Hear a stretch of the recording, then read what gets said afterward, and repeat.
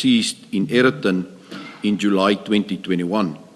Curiously, no attempts were made to increase security at the premises or to move the cocaine to a more secure location after the attempted break-in.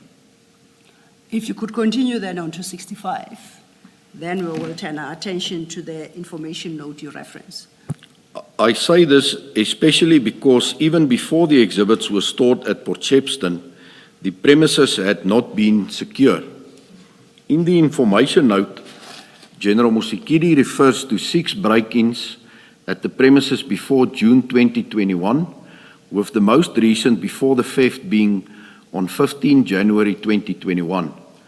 Most importantly, on 22, Provincial Head of the DPCI KZN, Section Head Operations Crime Intelligence KZN, Section Commander Ugu Cluster Crime Intelligence KZN, and the National Head Security Standard Counterintelligence to address the security breach at the Port Shepstone premises following the 20 January 2020 break-in.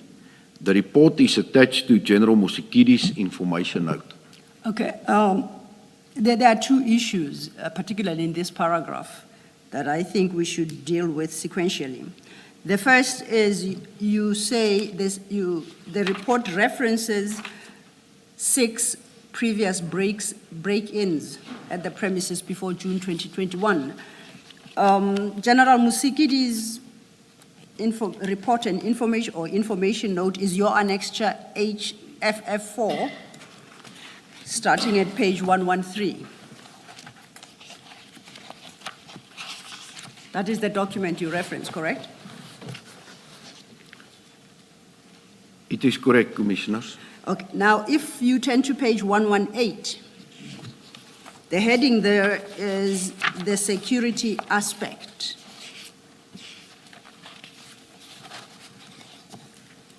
And are these the break-ins you referred to at your paragraph 65? That's correct, Commissioners. I don't know if, because I've been particularly dyslexic this morning, whether I have it wrong. I count, excluding the last, which is the actual break-in at Port Shepstone in November 2021, resulting in the theft of the drugs, I count 7 previous. You reference 6. Who is dyslexic this time, General, between you and I? But most important, are these the same break-ins you referred to at paragraph 65?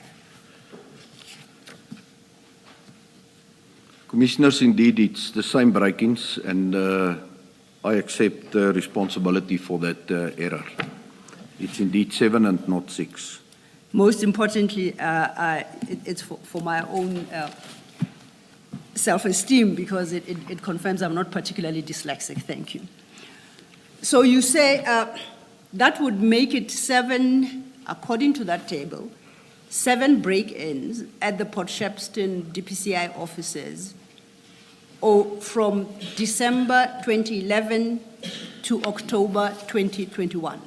And once again, I'm discounting the last entry. Am I correct? That's correct, Commissioners. In your experience, how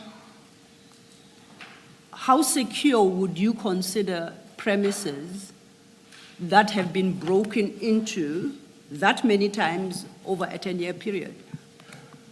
I can make a call. I don't know if this is highly insecure, medium, or low.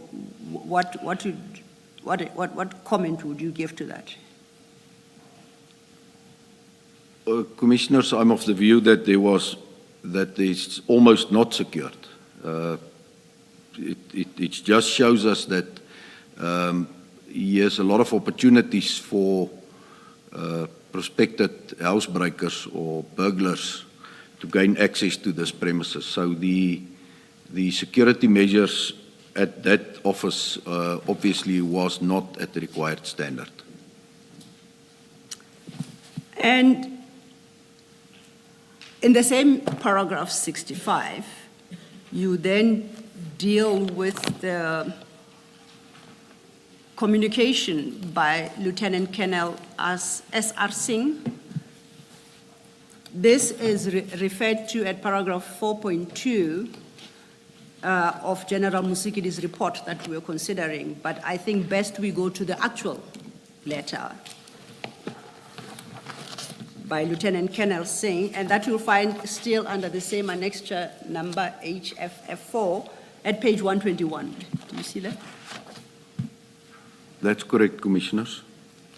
Now, this is directed to 5 heads of various units. I'm particularly interested in the second addressee, the provincial head, Directorate for Priority Crimes Investigations, KwaZulu-Natal. Do you see where I'm reading? That's correct, Commissioners. If you go over leaflet 122 at the bottom, Lieutenant Colonel Singh, and it's dated 2020, January 2022. Do you see? That's correct, Commissioner. Do you know who was the provincial head, Directorate for Priority Crimes Investigations, KwaZulu-Natal, as at that date?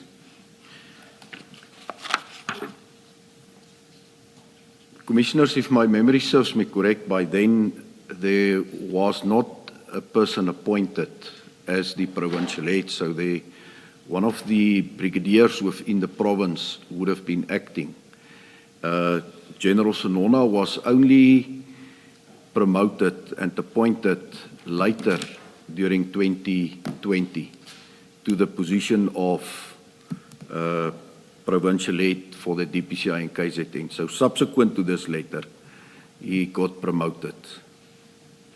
So, and it's a position that General Sonona continues to hold. That's correct, Commissioners.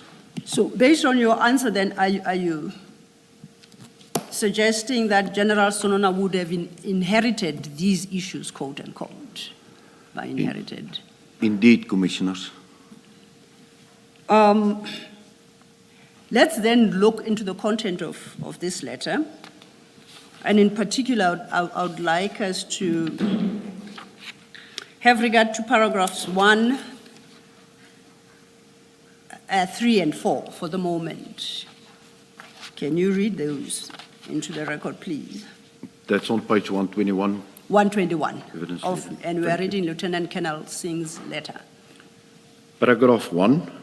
On 2020-01-20, a breach in security at the above-mentioned offices was reported via email to this office as per attached correspondence from Captain L. van Niekerk of the Provincial DPCI SEM, and that stands for Supply Chain Management Head.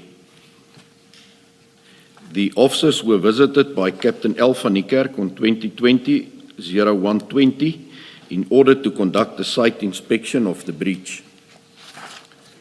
On page 122. Yes, please. A case was opened at Port Shepstone SAPS via case 268 of 1/2020. And then paragraph 4, a general inspection conducted by this office previously of the premises revealed the following in terms of MIS. Now, MIS stands for Minimum Information Security Standards. Security measures. No CCTV cameras are installed in and around the premises. There is no early warning alarm systems in place within the office space, more specifically in offices located on the ground floor. And then the third bullet is no beam sensors located exterior to the office accommodation. Thank you. Now, you recall when we started with this document, you indicated that General Sonona is the current provincial head of the DPCI in KZN, but to your knowledge and recollection, he was not holding that position as at the date of issue of this letter.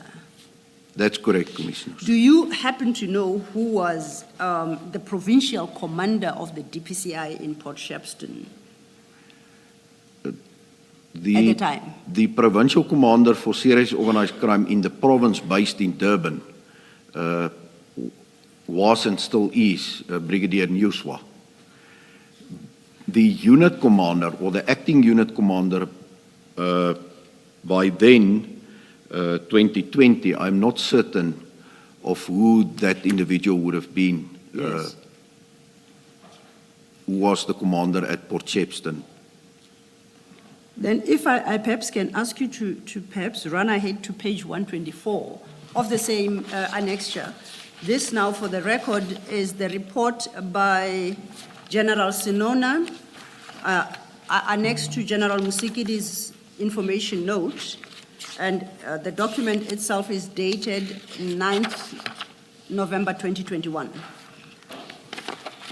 I want to refer you to page 124, paragraph 1.4 of General Sinona's report, and I wonder if you can help clarify something for me.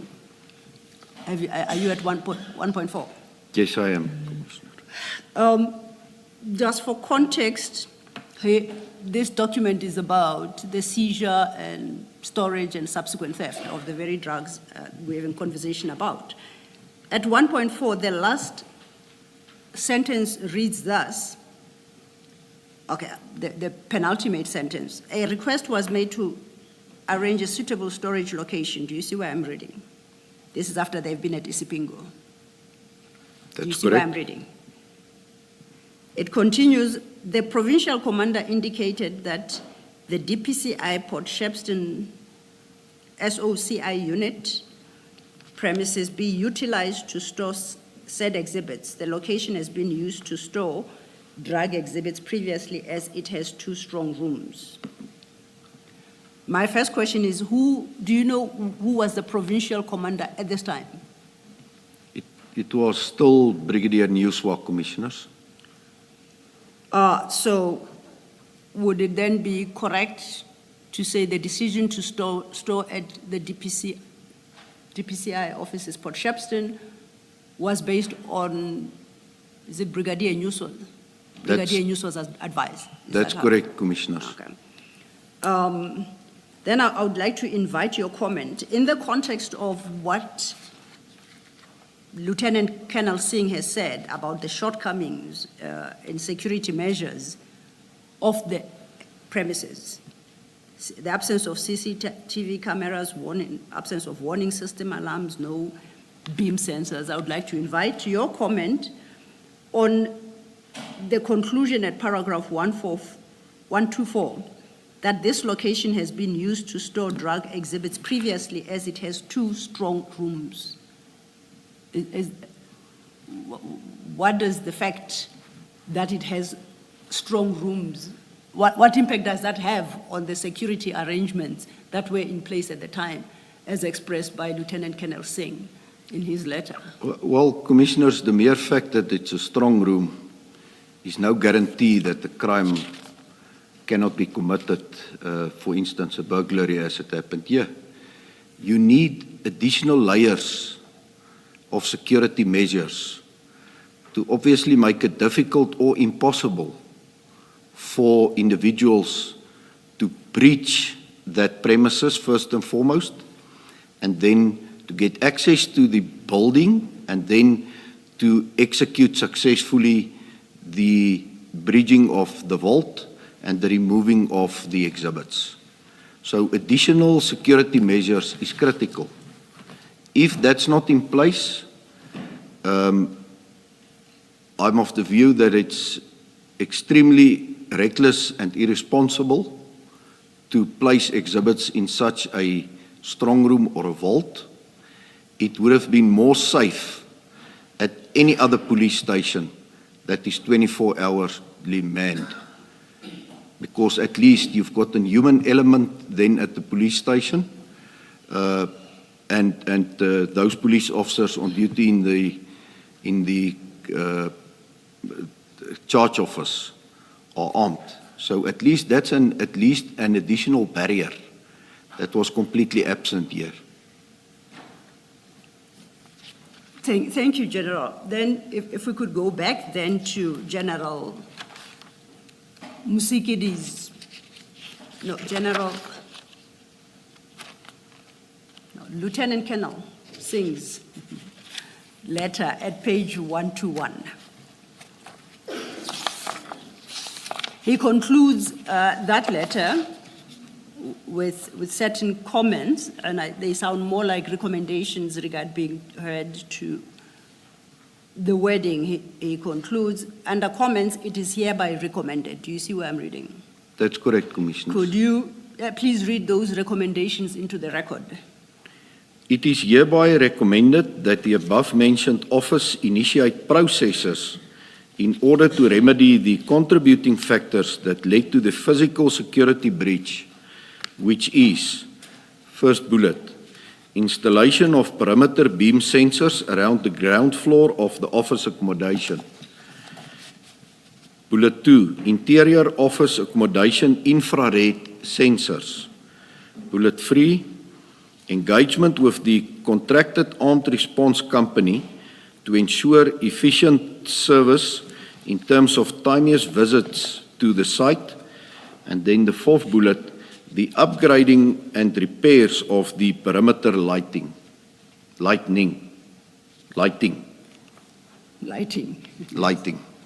Thank you. Do you know whether any of these recommendations were carried out? I do not have knowledge of such, Commissioners.